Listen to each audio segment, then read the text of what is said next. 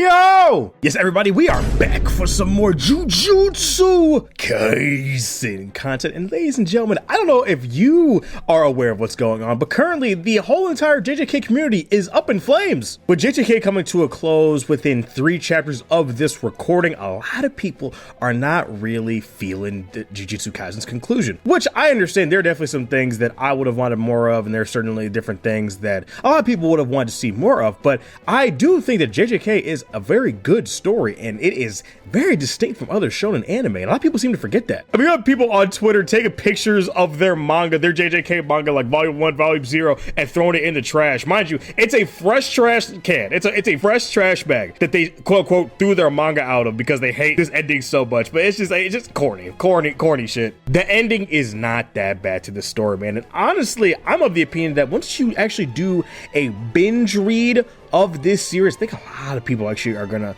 have some more positive feelings towards it.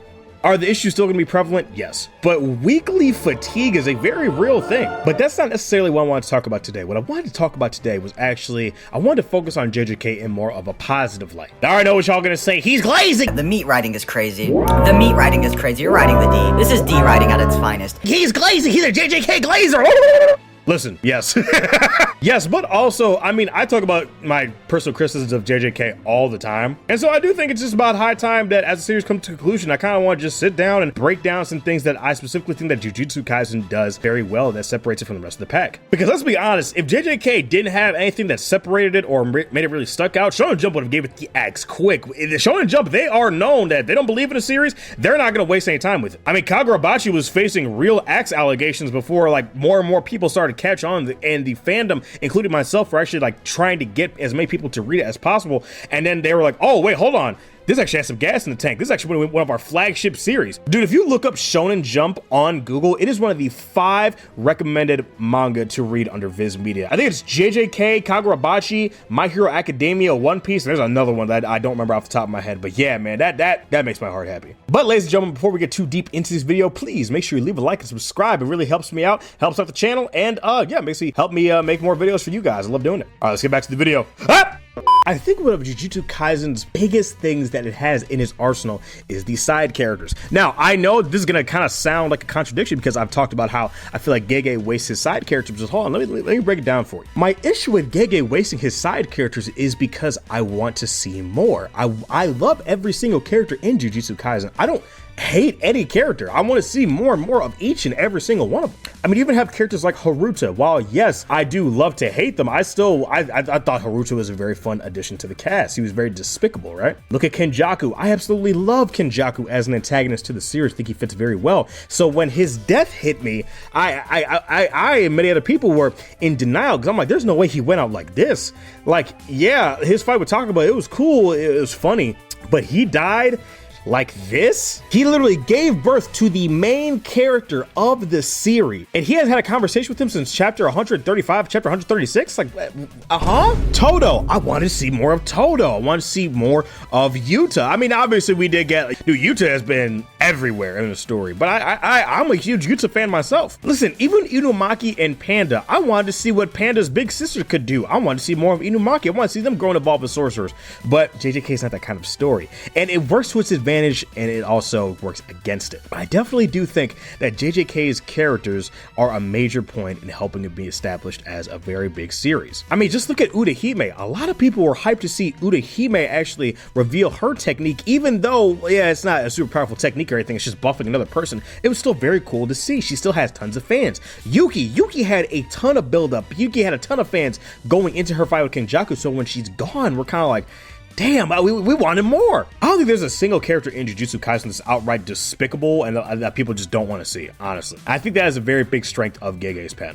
Another major thing that I think is in Jujutsu Kaisen's corner is the fight choreography. I've talked about this before, specifically as far as me and my preference of power systems and how like beams and magic, like it's whatever. But like close quarters, hand-to-hand combat, like putting the beats on a nigga, yeah, that's what gets me going. I don't know about y'all. I just love seeing niggas get taken to Pound Town, no Diddy. Nothing much, my nigga just came back from one of the Diddy party. It was thick and ball. What the fuck did I just say? Bro, what? What the fuck did I just say? There's no way out of this one. I mean, just even look at Sukuna. Now, y'all know me. Number one, Sukuna Glazer. You know what I'm saying? Every time I see Sukuna, I just get the urge to just... But I think it is very telling the fact that people such as myself have been begging for a Heian era flashback. When we talk about characters with stage presence, where every time this character shows up, you know, shit's gonna go down, it's very telling to how much this character is received positively.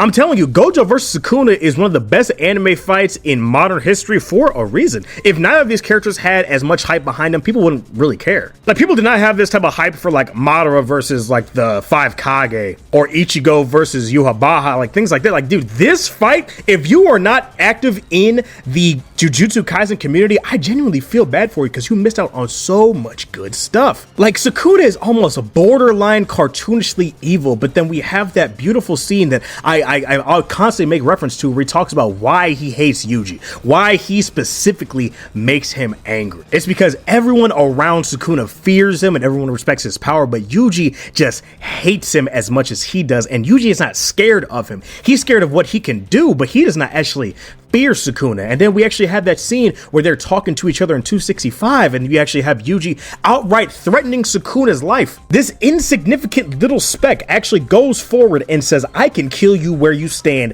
right now. Release my friend. Of course, that's gonna, yeah! I know a lot of people did not like chapter 265 of Jujutsu Kaisen, but that is easily one of my favorite chapters of JJK in recent memory, man. What Daffy, Yuji was just yapping the whole time. Oh my god, he couldn't have killed Sukuna without Nobara's help. Were you guys not fucking reading the fact that Yuji was actively busting through his hollow wicker basket? Like, Sukuna would have been hosed if he didn't have Nobara spike that shit through his chest, but no. I mean, again and again, people prove me right when I say that JJK fans can't read.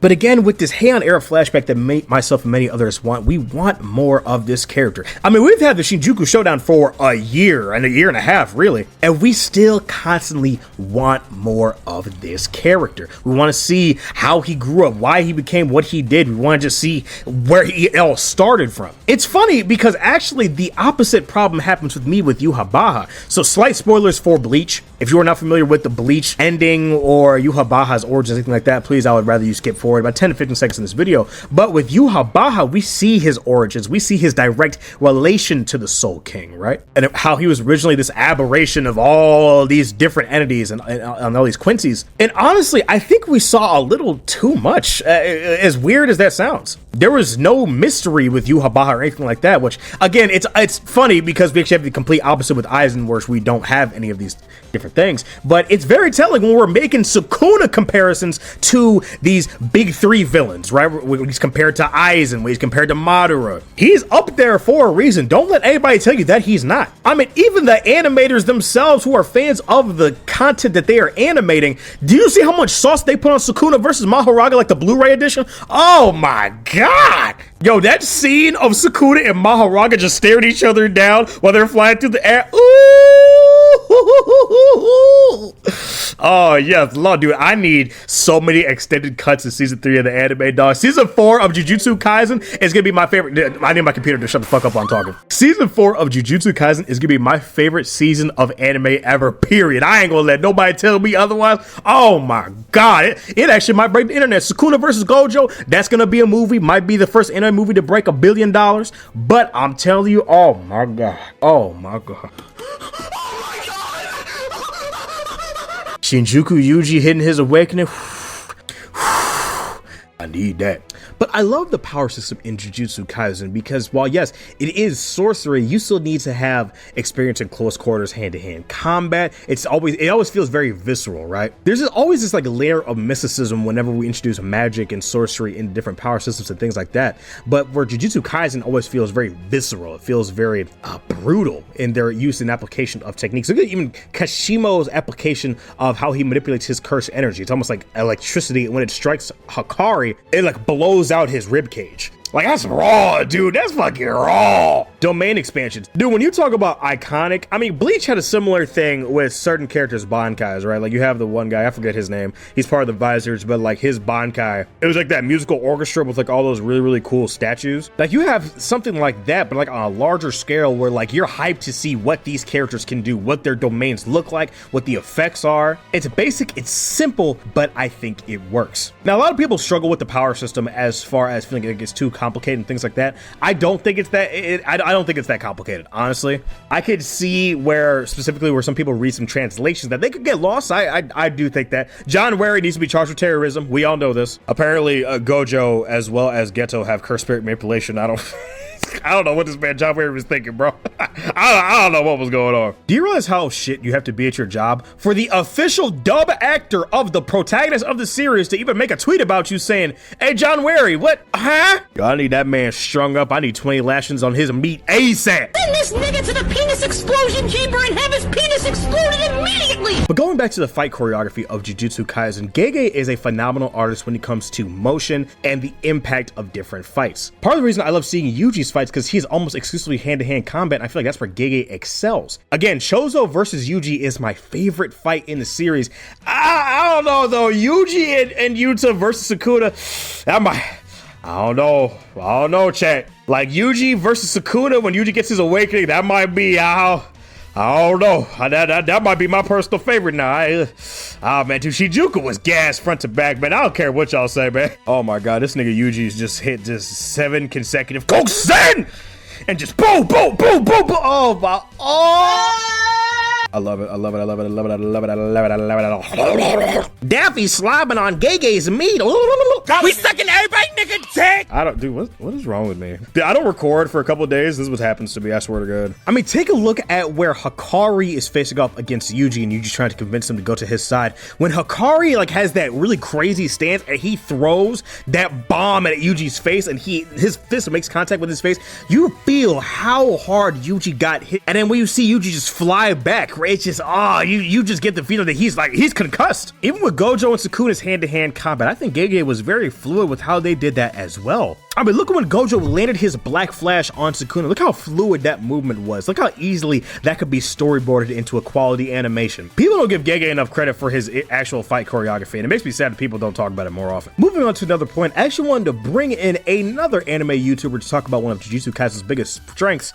And yeah, take it away, Fumbus. Up! I think easily its biggest strength is that sense of unpredictability, right? Like, no matter who you are or where you are on the spectrum of like loving or hating it, you will always be there for like the leaks, like the newest chapter, right? Like, people will be like, oh, JJK fell off and like the writing's terrible and this and that, but like I gotta be there for the leaks though. Like I gotta see what's happening, you know what I mean? Like it's able to generate such a great momentum of like hype, whereas I feel like other manga just can't, so they kind of fall by the wayside in terms of like general discussion. And I guess like to some degree that is kind of like that can be a bit of a downside, because like I think Radman has said this before, the YouTuber Radman, where like you're getting like really good like week to week content and something big happening every chapter, and it's like shocking, but like the trade-off is that you're not really getting as like maybe like elaborate of a story as it could be.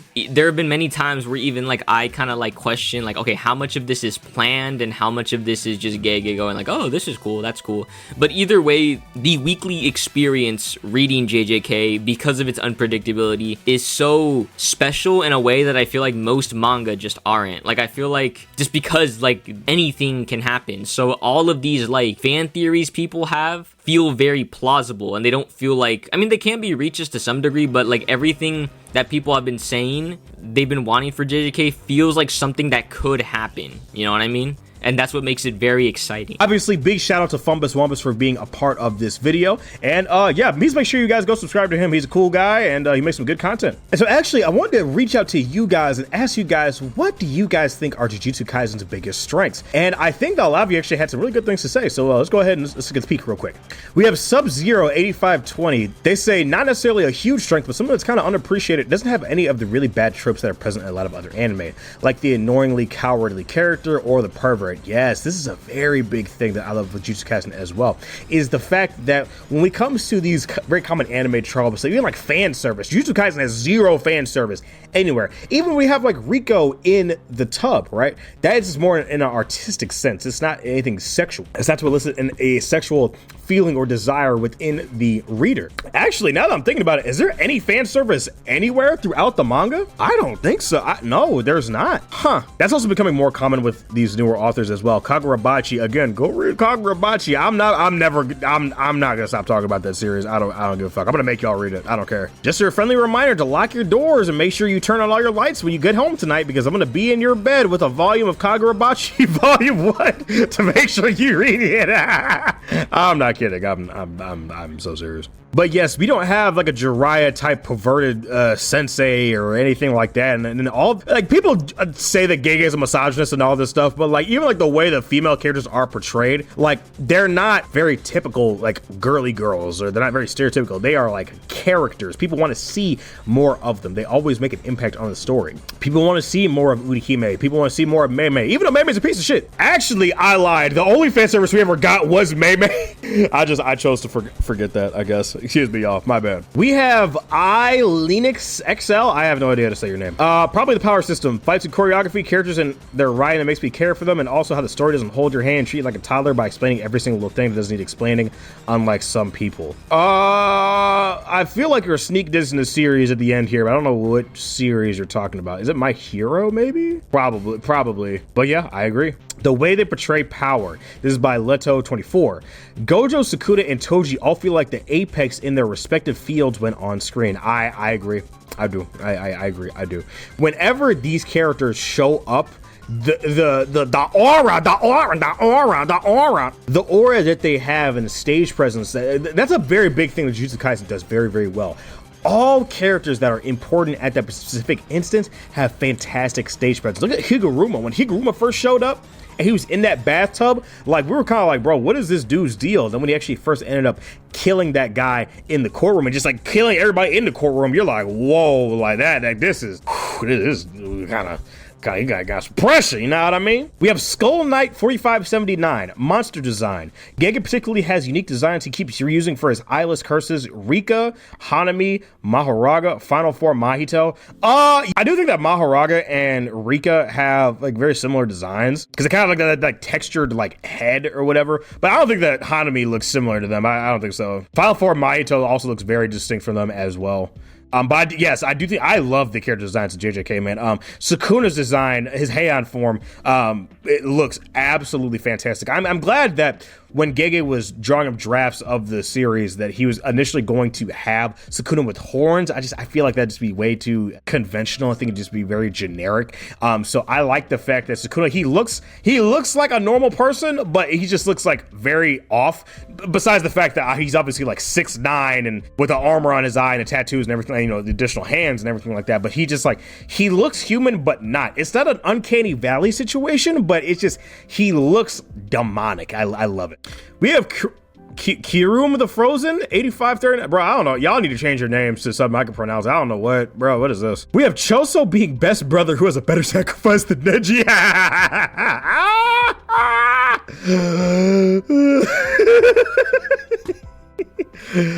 You get a heart. Yeah, yeah, Neji's death, dude. I mean, like 10 years ago when I read that, I was like, yeah, this is kind of garbage. And then now I'm like looking at it, I'm like, bro, what? Dude, it's been 10 years. Oh my God, I'm old. Oh my God, what the fuck? But I remember reading the Shinobi War arc, the fourth Shinobi World War or whatever in like middle school. I would get up, I would go to like Naruto Get or like Manga Panda.